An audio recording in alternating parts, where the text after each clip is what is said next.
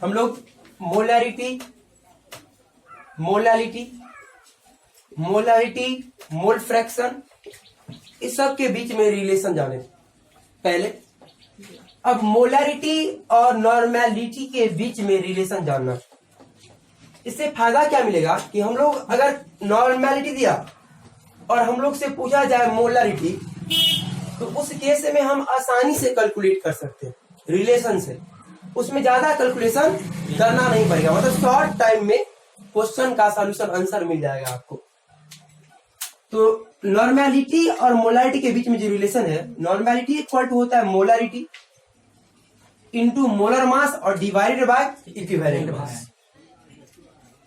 Equivalent mass को अगर simplify करें तो हम इक्विवेलेंट मास को molar mass divided by n लिख सकते हैं, जहां पे एन का वैल्यू एसिड के लिए, किसके लिए? एसिड के लिए बेसिसिटी के बराबर होता है, बेस के लिए एसिडिटी के बराबर होता है, और सॉल्ट के लिए केटायन का जो पॉजिटिव वैलेंसी होगा उसके बराबर होता है।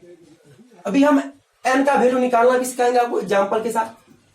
तो यहां पे अगर ये मोलर मास हम देख रहे हैं तो ये कट जाएगा, एन ऊपर जाएगा, तो इसको आप क्या लिख सकते हैं? नॉर्मेलिटी इक्वल टू मोलैरिटी और इनटू क्या? एन। नॉर्मेलिटी को कैपिटल एन से रिप्रेजेंट करते हैं, मोलैरिटी को कैपिटल एम से, और ये एन हो गया। वैसे एन को हम लोग वैलेंस फैक्टर बोलते हैं। क्या बोलते हैं? वैलेंस फैक्टर, या उसी को एन फैक्टर भी बोलते हैं। एन को क्या बोलते हैं हम लोग? वैलेंस फैक्टर, वैलेंस फैक्टर, या फिर इसे क्या बोलते हैं? एन फैक्टर भी हम लोग बोलते हैं। इसका कैलकुलेशन कैसे करेंगे? तो एसिड के लिए, किसके लिए? फॉर एसिड, एसिड के लिए एन बराबर क्या लेंगे? बेसिसिटी के बराबर, और बेसिसिटी आपको पता है किसके बराबर होता है? ये किसके बराबर होता है? Number of H plus ion के बराबर ना। गिवन बाय क्या? किसके द्वारा दिया गया? ये तो H प्लस आयन एसिड के द्वारा दिया जाता है ना, तो given by 1 molecule of acid, 1 molecule of acid, of क्या? एसिड। क्या समझ में आया आपको? तो बताइए, अगर आप N को बेसिसिटी लिखेंगे किसके लिए? एसिड के लिए, तो बताइए आप N बराबर नॉर्मेलिटी बराबर मोलैरिटी, हम क्या कैपिटल मोलैरिटी, और इनटू बेसिसिटी लिख सकते हैं क्या? बेसिसिटी नहीं लिख सकते हैं? बेसिसिटी, क्योंकि एसिड के लिए तो एन तो बेसिसिटी के बराबर ना, तो नॉर्मेलिटी बराबर मोलैरिटी, एन के जगह पे बेसिसिटी नहीं लिख सकते हैं, तो नॉर्मेलिटी बराबर मोलैरिटी और इनटू क्या? बेसिसिटी। किसके लिए हो गया? ये एसिड के लिए हो गया। अब जैसे बेस के लिए बात करते हैं हम लोग, फॉर बेस, तो बेस देता क्या? OH माइनस आयन देता सॉल्यूशन में। तो फॉर बेस के लिए जो एन का वैल्यू हो जाएगा, बैलेंस फैक्टर एन का वैल्यू, वो एसिडिटी के बराबर, किसके बराबर? एसिडिटी के बराबर। और आपको पता है कि एसिडिटी का वैल्यू जो होता है वो number of OH minus ion के द्वारा होता है, जो एक मॉलिक्यूल बेस के द्वारा दिया जाएगा किसी भी सॉल्यूशन में। मतलब यहाँ पे एन का वैल्यू क्या होगा? एन का वैल्यू एसिडिटी, और एसिडिटी किसके बराबर? बराबर क्या? Number of OH minus ion given by क्या? किसके द्वारा दिया जाएगा? गिवन बाय 1 मॉलिक्यूल ऑफ क्या? 1 मॉलिक्यूल ऑफ बेस।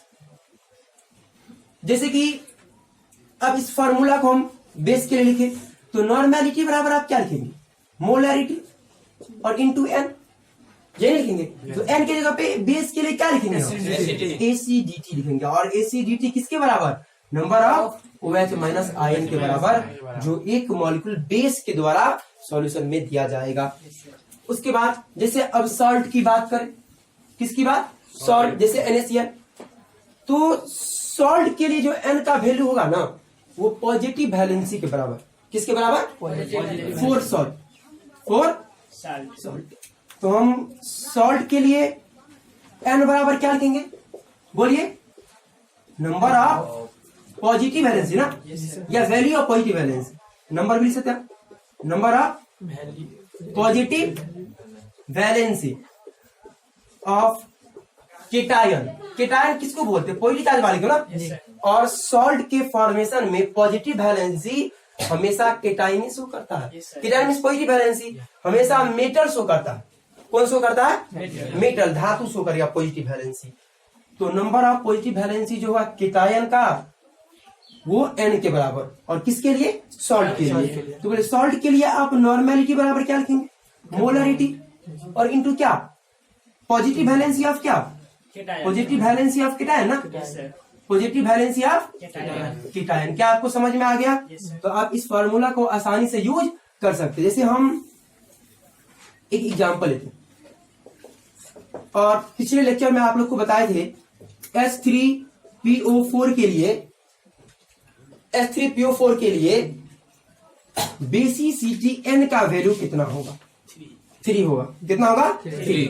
तो बात करें अगर नॉर्मेलिटी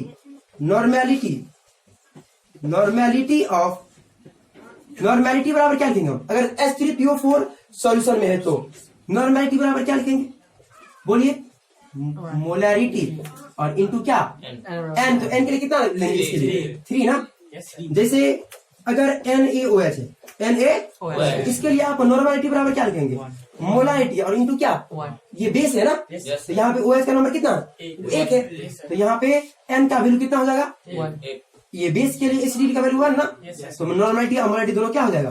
बराबर हो जाएगा जब n का वैल्यू 1 होगा। तो मतलब नॉर्मेलिटी और मोलैरिटी तब ये बराबर होगा जब बैलेंस फैक्टर या n फैक्टर n का वैल्यू कितना होगा? 1। तब नॉर्मेलिटी किसके बराबर हो जाएगा? मोलैरिटी के बराबर। तो अभी हम लोग रिलेशन जान लिए। किसके बीच में रिलेशन जाने हैं? नॉर्मेलिटी और मोलैरिटी के बीच में। हम क्वेश्चन भी करेंगे, उतारिए इसको।